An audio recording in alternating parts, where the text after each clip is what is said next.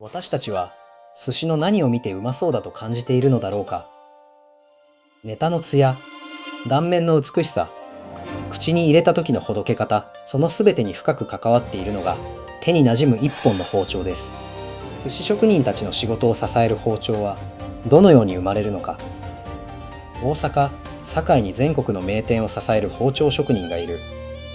鋼から切れ味を生み出し、その先にある素材の味を引き出す。彼が見つめているのは刃の先にある味そのものだ。中川内刃物の中川聡です。堺で鍛冶屋をやっています。大阪府堺市、かつて16世紀ポルトガルからタバコが伝わると、この町では葉を刻むためのタバコ包丁作りが始まった。その鋭い切れ味はやがて江戸幕府にも認められ、堺極めの印とともに全国へ広がっていく。ここ堺で希代の包丁職人として知られる故白木健一氏に弟子入りし、その下で腕を磨いた後に白木氏の後継者として中川内刃物を開業、独立。2023年には史上最年少で伝統工芸士に認定される。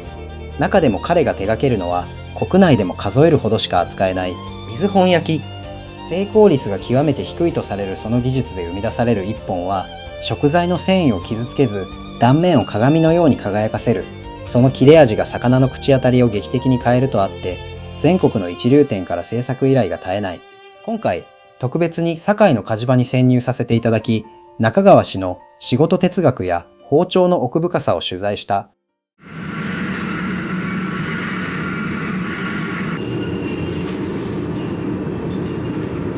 ここ堺での包丁作りは、熱した地金と鋼を打ち合わせて一つの刃へと鍛え上げていくことから始まります。1100度で熱した炉の中に鋼と地金を入れて熱した後に、動力ハンマーを使って鋼を鍛える火作りという工程です。鋭い切れ味としなやかな強さを両立させる堺独自のものづくりです。今回は鍛造の工程をピックアップして取材。まずは火作りの工程から中川さんにご説明いただきました。僕、その鍛冶屋なんですけど、これが包丁の切れる鋼って言われるものなんですよ。これが地金。地金。はい。はい。これが鋼です。はい。これを、今、炉はかめてるんですけど、1100度ぐらいの炉の中に入れて、で、自分の目で、感覚で火つけるんですよ。じゃあこれとこれをくっつけるってことなんですか？そうです。これが切れる部分。そうです。あ、そうなんすか。はい。で、これが火ついたやつがこれです。あ、だからここが、形が残ってるんですか？そうです。影が。はい。あ、そういうことなんですか。知らなかった。でこれは堺独自の技法で、他産地ではこれはやってないんですよ。でこの鋼がその1100度ぐらいの炉の中に赤目で火つけるんですけど、はい。これだけ伸びてるんですよ。はあ、これグイーンってなる。はい。温度が低ければ低いほど鋼にいいんですよ。それはなぜかというと、料理人さんが使ってたらかけにくくて長く切れる。ああ、なるほど。でもそのデメリットとしては、商品にならないリスクが多いんですよ。温度が高ければ高いほど、商品にはなりますけど、料理人さんが使ってたら、刃がポロポロポロポロかけたり、割れちゃうんですよね。じゃあその、温度調整というか、そうです。もう名です。が一個の技術なんですね。はい。あそれが、僕の鍛冶屋で、もうその、いい包丁か悪い包丁か決まってるんです。で、他産地とかだったら、はい。これがもうひっついた状態で来るんですよ。それひっついたのはなんか工業用のなんかそういうマシンとかでひっつけてるんですか？そうです。だから何度で火つけてるかわかんないんで。なるほど。こうやっぱ堺の鍛冶屋は自分が一番自信持ってやってるっていう風に火つけてるんで。だからその材料屋さんからそのひっついた材料は買わない。リズムによってポンポンポンポンの時もあればコンコンコンの時もあるじゃないですか。これ勝手に変わるもんなんですか？あ、なるほど。ドラムみたいな感じになってんだ。そういう。これを、はい、後ろで下げれば下げるだけこうやって。アクセルと一緒です。これが。そうなんですか。はい。いや鉄器なんか自動で反応してくれてるのかとはご自身でリズムを刻んでたんですか。であと手でこう動かして。へえ。あ、全然そこは気づかなかったそうなんだ。火作りの後、荒叩きと呼ばれる処理を行い、包丁の厚みを調節する工程へ進みます。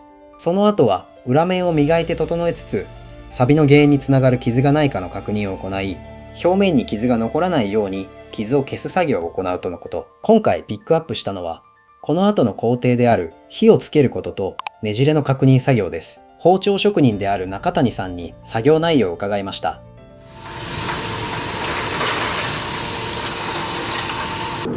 包丁って叩いたらねじれてしまうんですよ。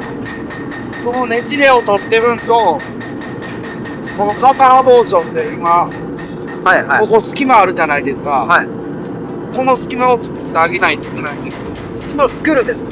はい。包丁を使って切った時に身離れを良くするために。で、今その、火って言うんですけど、火が入ってるかどうかと、光を当てて、はい。包丁がねじれてないかどうかっていうのを見てるんです。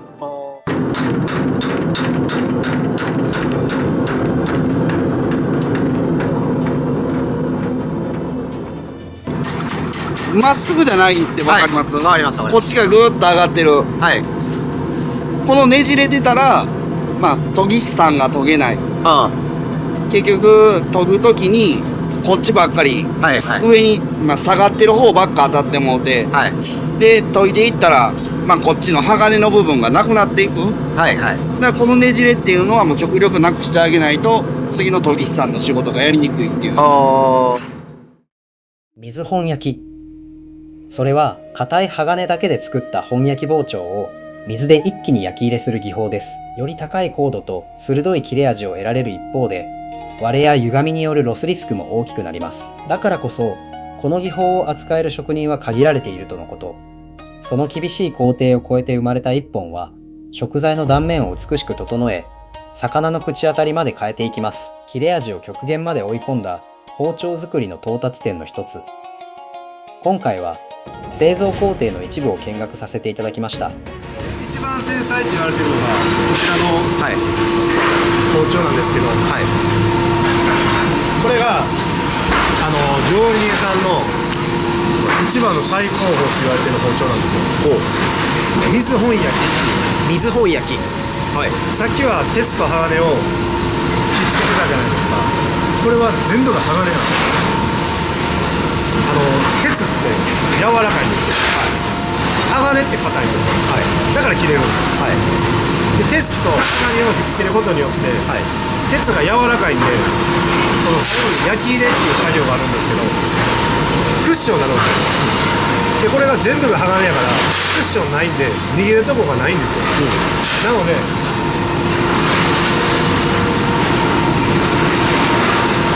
こうやって割れるんですよ。わー、うわー。もう逃げるとこがないんで、もうストレスかかってもバンってもう割れるしかないんですよ。これがあるんで誰もやらない。今日本でも3人ぐらい違いますね。年間30本限定でやってて。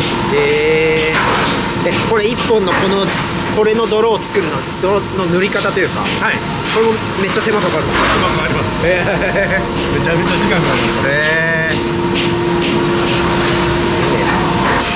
赤みがわからないんで、真っ暗にしないと赤みがわからないんですよ。この赤んだ時にこっちの水なんですけど、シュッてつける。でこれがその焼き入れする松炭。炭で焼くのはどういうメリットがあるんですか？炭って赤めることによって炭素が生まれるんですよ。鋼って鉄からその炭素を注入して、切れ味を良くするために炭素を入れてるんですよ。でその炭を赤めて炭素を付着させるっていうか、赤めてその付着した時に冷やすんで入るんですよ。だからより鋼にいいっていう。後半は非公開の包丁ギャラリーに向かう道中、中川さんが包丁職人になった経緯や親方とのエピソードを含め包丁への思いを伺いました。もう18から鍛冶屋っていう職種、親方の元に入ったんで。で地元がこの堺。はい、そうです。なんでまたその就職先をというかその弟子入りしたんですか？この鍛冶屋になろうっていうのもずっと思ってたんですか？いや全然そんななかったんですけど、はいだんじり祭りってご存知ですか？はい、岸和田とか。そうですそうです、はい、それ堺でもあるんですけど、それがやっぱ好きだったんで、転勤まずある仕事が嫌っていうのとで祭りの日休める仕事だけ考えてでバイトしてた焼肉屋さんが、僕そこでバイトしてたお客さんが僕の親方やったんですよ。で日本ではもう一番有名って言われてたぐらいの方だったんで、白木さん、白木健一さん、白木健一さん、はい、今もうちょっと亡くなられて、でそこの元で働けへんかっていう声がかかって、でもうほんま何も考えずに入りましたね。じゃあもう20年ぐらいそうですね、もう22年目ですね。それこそなんか挫折とか、もう他の仕事したいなとか、そういうことってやっぱあんま思わないんですか？いや、ありましたよ。全然ありましたよ。何が大変ですか？この仕事大変でしたとか大変だったこと？まずその親方っていうのはもうザ昭和の人、もうザ親方だったんで、自分より絶対親方より先に来ないといけない、絶対親方より先には帰ってはいけないとか、もうほんまに厳しい、とにかく厳しかったです。なんで続けられたんですか？その焼肉屋の僕が働いてたその大将に、初めこんな給料だったんです、きついっすわとか言ってたら、アホかって言われて、みんなと同じ仕事をしてたらお前大きくなられへんぞって言われて、目先の金みんな10年後先の金見ろって言われて、とりあえず今若い間に自分に投資しろって言われたんですよ。みんなが休んでる間に、みんなが普通に5時定時終わってる人よりも働いたら上上がれるから、それを信じてお前やれって言われて、ではいっていうほんまに純粋な気持ちでやり続けたんですね。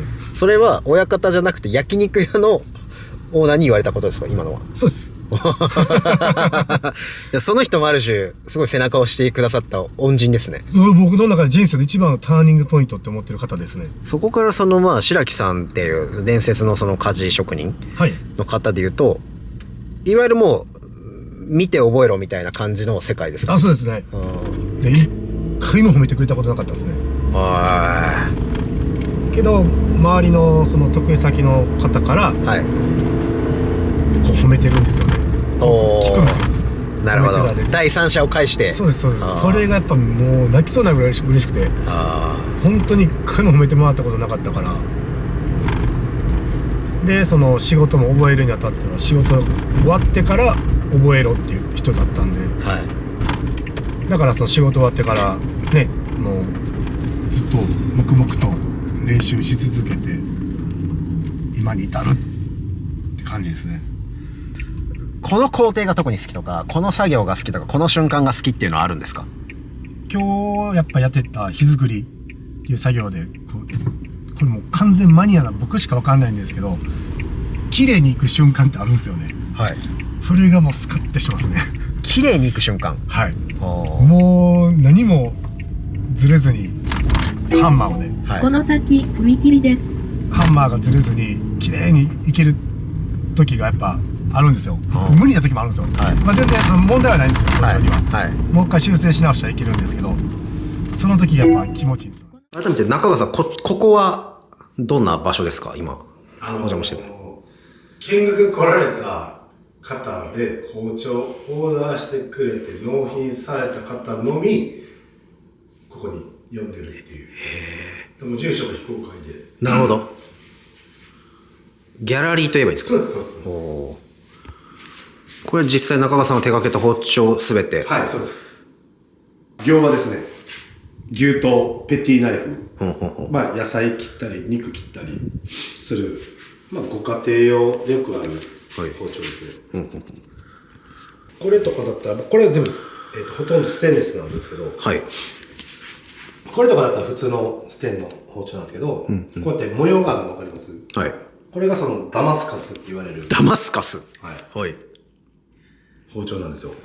どうやってこのデザイン作ってるんですか？これはその鋼材に傷つけて、で今日見た火作り、叩いてその傷を埋めて研いだ研いだらこう浮き上がってくるっていう。でもこれこそほんまに模様この一点もんなんで。そうですよね。は二度と再現できないですい。よね。できないです、できないです。これは、両刃両刃です。両刃。はい。こういうのは料理人さんで言うと、どういう方が買うっていうか。ほんまに、だからその柑橘とか。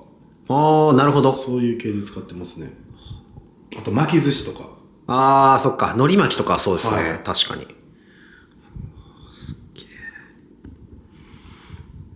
これ表と裏も違うっていうか、ちょっと違うんですね。ちょっと違いますね。ちなみに、中川さんの中でのはい代表作的な包丁ってあるんですか？あります。ちょっとそれぜひ見たいです。このはい。真ん中にある。この斜めになってるやつですか？これのどこが中川さんのあれなんですか？中川仕様なんですか？これはその、まず刃文が、その、坂丁字って言われる、もう僕しかやってない刃文の本焼き、もう本焼きっていうのは鋼だけでできた水本焼きの包丁なんですけど、これまあ、世界的に有名な、布井さんってご存知ですか？根の下はわかります。と、初のコラボした包丁なんですよ。へえ。もうこれは僕、絶対誰にも売らないって決めていて、で初めての1本目やったんで、これ。なるほど。僕の生地、布井さんが研いで、布井さんがこの絵も作ってくれて、へえ。これ総銀の 99. 何%の銀なんですよ。うわ、確かに、このネズミ色の部分がシルバーですね。最後に中川さんが考える切れ味や今後発信していきたいことを伺いました。切れるって何ですか？切れ味って何ですか？まあ、さっきもやっぱ切れ味って言いますもんね。切れって味が変わるっていうのを僕は料理人さんたちに伝えていて、その味を食べ比べしてもらうことによってさらに包丁の愛が出てくると思うんですよ。それを僕はこれからも発信していきたいなと思ってますね。だからもちろん形とかそういうデザイン性ももちろん一個の楽しみで近年の、はい、トレンドの一つではあるんだけども、本質は味が変わる、美味しさに直結するっていう、ここに接点がある職人さんの一人ってことですよね。そうですね。それからお寿司屋さんに行った時に、はい、やっぱ包丁を見るっていう目線が加わるので、嬉しいです。またなんかマニアックですけど、はい、でもなんか職人さんって絶対そこにお客さんには言わないですけど、はい、包丁に対して多分思い入れ絶対あるじゃないですか。はい、それをなんか聞いてみたいなってすごい思わせていただく、はい、なんか取材になったな。いやめちゃくちゃ勉強になりましたし、いやなんか中川さん的になんかこう今後この一般の方も含めて、はい、なんか包丁についての魅力とか、なんか包丁の素晴らしさをこう伝えたいとか、なんかこう思い入れをぜひ思いをぜひ伺いたいんですけど。やっぱ一夜に一本の堺の包丁を使ってもらえることが僕の中での目標ですかね。切れて味が変わる、その切れ味っていうのを皆さんに知ってもらいたいと思っているんで、やっぱり子供が野菜嫌いな理由っていうのも、切れない包丁で切ってるから余計味を潰して切ってるんで雑味が余計出るんですよ。はい、特にトマトとか、子供って結構嫌いな方多いと思うんですけど、はい、ピーマンとか、はい、人参とか、はいはい、切れる包丁で切ったら味がすごい変わるんで、それを皆さんに体験してもらいたいですね。今日本当にお忙しい中、すごく貴重な光景をたくさん見させていただいてありがとうございました。今後ともよろしくお願いします。いかがだったでしょうか。私たちが寿司を見てうまそうやうまいと感じるその美しさや口当たりの表現には包丁が切り離せない存在だということがわかります。食材の繊維を傷つけず味を引き出し、料理人の仕事を支える刃、その一本を生み出すために中川さんは今日も火と鋼に向き合っています。何気なく口にしていた一貫の見え方がより職人たちの仕事を思い浮かべるものになっていたら何よりです。